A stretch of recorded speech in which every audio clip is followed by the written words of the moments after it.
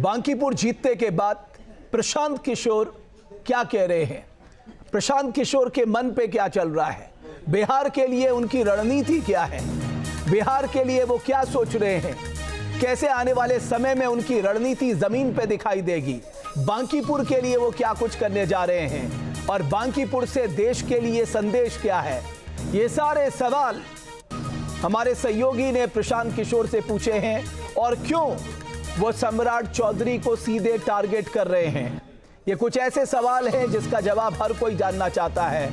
नीतीश कुमार और सम्राट चौधरी में क्या फर्क है, सम्राट चौधरी डर की राजनीति करते हैं, ये क्यों कहा प्रशांत किशोर ने, आइए आपको सुनाते हैं।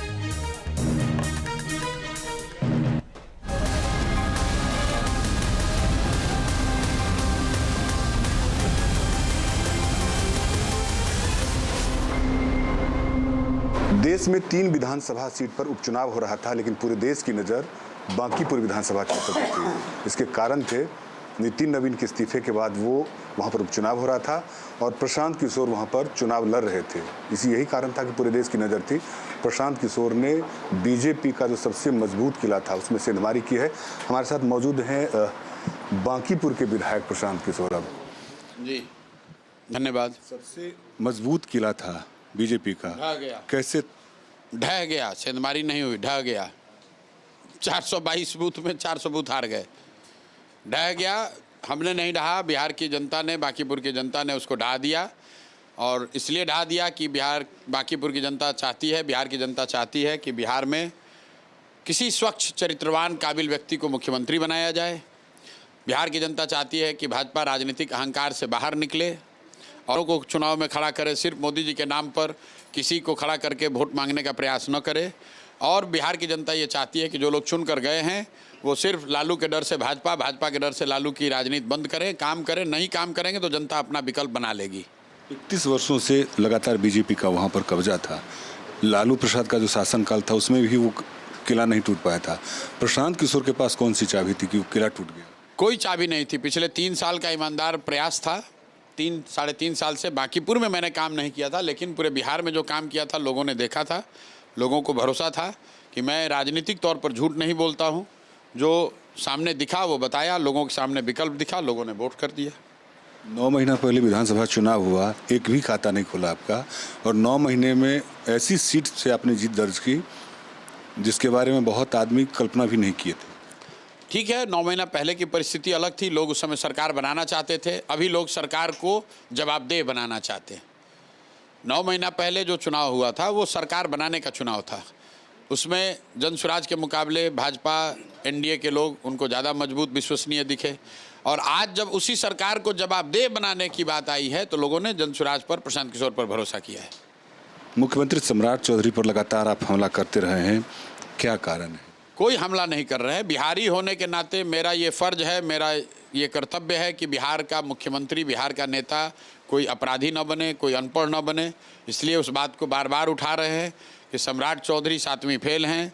इन्होंने अपने उम्र का, अपने पढ़ाई का सारा कागज़ गलत लगाया है। और अगर आज किसी सामान्य परिवार का बच्चा कोई एक सर्टिफिकेट गलत लगा दे तो उसका एडमिशन कैंसिल हो जाएगा, नौकरी चली जाएगी, उस पर केस हो जाएगा। और बिहार का मुख्यमंत्री अपने उम्र के बारे में, पढ़ाई के बारे में गलत सर्टिफिकेट लगाए हैं, उन पर कोई कार्रवाई नहीं हो रही है। और सबसे बढ़कर 7 लोगों की हत्या के अभियुक्त रहे हैं, जेल काटे हुए हैं। तो ऐसे व्यक्ति को बिहार का मुख्यमंत्री नहीं होना चाहिए। इसलिए भाजपा से बार बार आग्रह कर रहे हैं, भाजपा के नेतृत्व से आग्रह कर रहे हैं कि आप किसी अच्छे व्यक्ति को मुख्यमंत्री बनाइए बिहार में, जो बिहार में बच्चों के पढ़ाई, रोजगार, पलायन की चिंता कर सके, सिर्फ अपराध और अपराधियों की बात न करे। अभी तक तो मीडिया के माध्यम से सम्राट चौधरी से बात करते थे, अब तो सदन में आमना सामना होगा। उससे क्या फ़र्क पड़ा? आमना सामना हो, सदन में हो, घर पर हो, रोड पर हो, उससे कोई फ़र्क नहीं पड़ने वाला है। बात कोई मेरी व्यक्तिगत लड़ाई थोड़ी ना है। सम्राट चौधरी कोई हमारे घर का खेत थोड़ी ना कब्जा किए हुए हैं। बात यह है कि बिहार का मुख्यमंत्री कैसा व्यक्ति होना चाहिए। और अगर बिहारी होने के नाते आप ऐसे व्यक्ति का समर्थन कर रहे हैं जो व्यक्ति 7 लोगों की हत्या में जेल काटा हुआ है, तो मेरी समझ से बिहारी होने का कर्तव्य आप नहीं अदा कर रहे हैं। और बेकार की बात दूसरी मत कीजिए। जब आप ऐसे व्यक्ति का समर्थन कर रहे हैं तो आप भी उसके दोष में आप भी दोषी हैं। आरजेडी तीसरे नंबर पर चली गई है, क्या आपको लगता है कि बिहार की जनता अब नए विपक्ष की तलाश में है? अब तीसरे नंबर, भाई 2 आदमी की लड़ाई है तो कोई तीसरा लड़ेगा तो तीसरे पर रहेगा, उसमें क्या है। आरजेडी को अपना काम करना है। हम आरजेडी के पक्ष में या विपक्ष में कुछ नहीं बोल सकते हैं। आरजेडी को बिहार की जनता ने विपक्ष की भूमिका दी है। अगर वो विपक्ष की भूमिका ठीक से अदा नहीं करेंगे तो लोग वहाँ से भी हटा देंगे। मेरा सवाल था कि बिहार की जनता क्या एक नए विपक्ष की तलाश कर रही है? भाई विपक्ष में तो आरजेडी ही है, विपक्ष के नेता तो तेजस्वी यादव ही हैं। अब वो 5 साल उस काम को जनता देखेगी, जैसे सरकार का काम देखेगी वैसे उनका काम देखेगी, वैसे हम लोग को सड़क पर रखा है तो हम लोग का भी काम देखेगी, और जिसका काम ठीक लगेगा उसका रोल फिर चेंज करेगी जनता। सारा समीकरण ध्वस्त हो गया, बीजेपी का भी समीकरण टूटा, आरजेडी का जो दम्भ था एमओआई समीकरण वो भी टूट गया। क्या लगता है कि यूजीसी एक्ट का भी मामला कुछ था? भाई कोई एक्ट का मामला नहीं है, सीधा मामला ये है कि लोग बिहार में बदलाव चाहते हैं, बेहतरी चाहते हैं। लोग यहाँ पर जाति धर्म नेता लालू के डर से भाजपा, भाजपा के डर से लालू की राजनीति से ऊब गए हैं।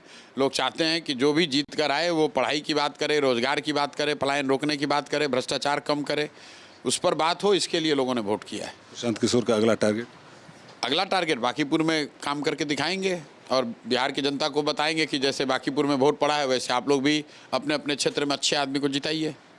एक चीज़ है कि आपने नीतीश कुमार के साथ भी काम किया है और सम्राट चौधरी का जो शासन है वो भी देख रहे हैं, दोनों में क्या अंतर देख रहे हैं? बहुत फ़र्क है। नीतीश कुमार विंडिक्टिव आदमी नहीं थे, नीतीश कुमार राजनीतिक व्यक्ति थे। सम्राट चौधरी जो हैं, इनके सरकार चलाने का जो तरीका है ये डर की राजनीति करना चाहते हैं। नीतीश कुमार डर की राजनीति नहीं करते थे, ये डर और डंडे की राजनीति करना चाह रहे हैं, जो कि बिहार में संभव नहीं है। बांकीपुर के लोगों के लिए क्या क्या दिल में है? क्योंकि आपने कहा था कि बेंगलोर नहीं बना सकते हैं, लेकिन बांकीपुर का विकास, उनका रोड मैप आपके पास। बांकीपुर की जनता के लिए 4 बातें कही हैं। पहली बात कि विधायक और विधायकी से जुड़े हुए सभी मामलों में भ्रष्टाचार बिल्कुल जीरो हो जाएगा, आने वाले 7 दिन 10 दिन 1 महीना में आपको दिखेगा। दूसरा मैंने कहा है कि मेरे आचार विचार व्यवहार से आपको शर्मिंदगी कभी नहीं होगी। तीसरा मैंने कहा है कि बांकीपुर में जो गरीब जनता है, जो गरीब परिवार के लोग रहते हैं, जिनके बच्चे सरकारी स्कूल में पढ़ते हैं, उन सरकारी विद्यालयों में गुणात्मक सुधार 1 साल के अंदर होगा।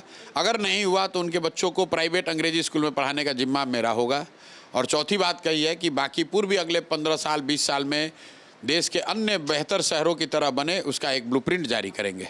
एक आखिरी सवाल है, क्या सम्राट चौधरी के खिलाफ इसी तरीके से हमलावर रहेंगे प्रशांत किशोर? भाई सम्राट चौधरी के खिलाफ हमलावर नहीं हैं, उस व्यक्ति के खिलाफ हमलावर हैं जिस व्यक्ति को मुख्यमंत्री नहीं होना चाहिए।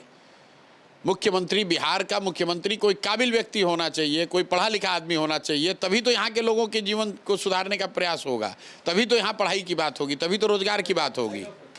हमारे साथ प्रशांत किशोर साफ तौर पर इनका कहना था कि बिहार की जनता ने एक बदलाव के लिए अपना मैंडेट दिया है और उनकी इच्छा है कि बिहार के लोग जो विकल्प की तलाश कर रहे हैं बाहर आकर के निकलें, वोट दें। और उन्होंने जो मुख्यमंत्री के खिलाफ जो अपना एक अभियान चलाया है, वो चाहते हैं कि स्वच्छ छवि का जो आदमी है वो बिहार का मुख्यमंत्री बने और वो इसकी लड़ाई लड़ते रहेंगे। वीडियो जर्नलिस्ट सत्येंद्र के साथ आदित्य झा, न्यूज़ नेशन, पटना।